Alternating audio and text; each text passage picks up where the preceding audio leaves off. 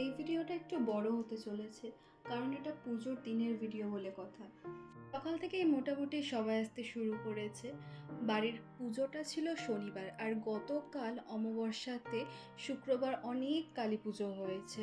তবে আমাদের পুজোটা শুক্লা পক্ষে হচ্ছে, আর এই বছর গ্রহ রাশি পরিবর্তনের একটা ব্যাপার ছিল, তো হিসাব মতো দিনটা খুব ভাইটাল ছিল।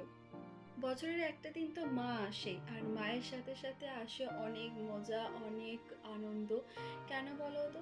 কারণ এখন আমরা যে সময়টাতে আছি, এই সময়টাতে কোনো অনুষ্ঠান ছাড়া আমাদের ফ্যামিলিজরা আর একসাথে হয় না, বা হয়ে ওঠার সম্ভব হয় না। সবার নিজস্ব লাইফ আছে, ব্যস্ততা আছে, তো কোনো অনুষ্ঠান ছাড়া আমরা আর একসাথে হতে পারি না।